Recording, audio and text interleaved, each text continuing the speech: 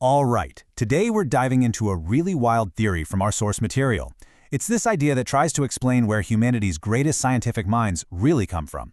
And let me tell you, it's a fascinating and definitely unconventional way of looking at things.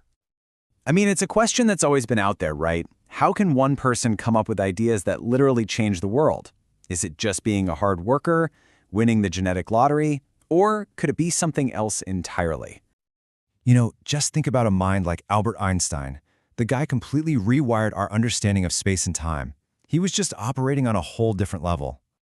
Or what about Srinivasa Ramanujan, a mathematical genius who was basically self-taught, but he came up with these incredibly complex formulas that seemed to just pop into his head, fully formed. And then, of course, there's Stephen Hawking. I mean, here was a mind that could travel to the edges of the universe, all while his body was confined to a chair. So where does that kind of mental power actually come from? So yeah, these individuals are a real puzzle, a true enigma. Their ideas weren't just small steps forward. They were massive, revolutionary leaps. And the source material we're looking at today suggests the answer isn't something we're going to find in biology books or in our schools. In fact, it argues that the secret's been hidden right under our noses the whole time. And now, this text claims that secret is finally coming out. And it's an answer that really makes you question everything you thought you knew about who we are. So what is this big, extraordinary answer? Well, the source text doesn't just hint at some vague outside force. Nope. It makes a really direct claim about who these brilliant people truly are. And there it is. The core idea from the source is that these aren't just brilliant humans. They are, and I quote, alien souls. The theory is that they're advanced, non-human beings living a human life, which means their genius isn't something they invented, it's something they're remembering. And the scale of this idea is just immense. We're not talking about beings from our own solar system. The source is very specific. It says they come from distant planets, other galaxies, and even completely different universes. We're talking about highly advanced and powerful souls with tons of knowledge just built into them. Okay, but that brings up a pretty big question, right? If these souls are so advanced, why don't they just show up on Earth remembering everything from the get-go? Well, the source actually has a very specific explanation for how it all works. Exactly. So, the theory goes that being born into a human body here on Earth, it causes a kind of amnesia. They forget where they came from and all that advanced knowledge they have. So the question is, how do they get it back? How does an Einstein suddenly remember the theory of relativity? Well, the source lays out this really interesting four-step process. First, the soul is born, and poof, the memory is gone. Then their original soul group, think of them as their cosmic friends and family who are still back home, starts to help them from another dimension. This help comes through as mental rays or even direct messages in their dreams. And that cosmic download is what unlocks their memory, which to them feels like a brand new discovery. This part of the theory gives a pretty unique explanation for something we see in a lot of these geniuses: their tendency to be alone a lot, lost in thought. The source suggests that's not just a personality quirk.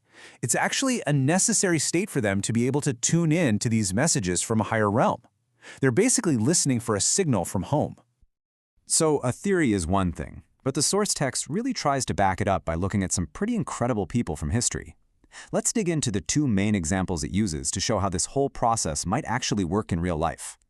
So we're going to look at the mathematician Ramanujan, who literally got his ideas in his dreams, and the physicist Stephen Hawking, whose ability to keep working just defied all medical logic. Two really different cases, but according to the source, they're both explained by the very same otherworldly idea. Let's start with Ramanujan. This is amazing. He himself claimed that his family's deity, a goddess, would give him these incredibly complex math formulas while he was asleep. He'd just wake up and write them all down. Some of his equations were so far ahead of their time that mathematicians today are still trying to figure out what they all mean. To the source text, this is a textbook example of knowledge being beamed in from another dimension. And then you've got the unbelievable story of Stephen Hawking. He was diagnosed with this terrible illness and was told he only had a couple of years to live. His body was failing him, but his mind. His mind did the exact opposite. It just kept getting sharper, exploring the biggest questions of the universe and producing groundbreaking science for decades, doing it all just in his head. I mean, how is that even possible?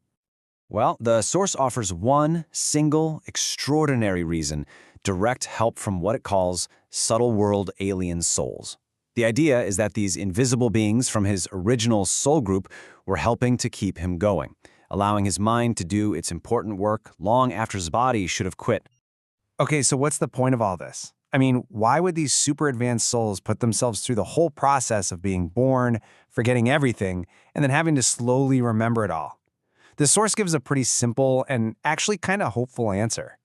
It's all about helping us out. Their mission is a good one.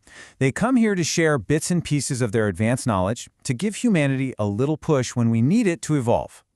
Every single equation, every theory, every big discovery, it's basically a gift to help all of us move forward.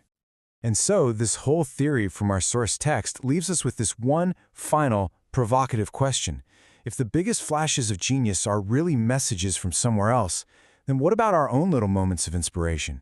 You know, that sudden great idea you have in the shower, or that perfect solution to a problem that just pops into your head. Makes you wonder, doesn't it?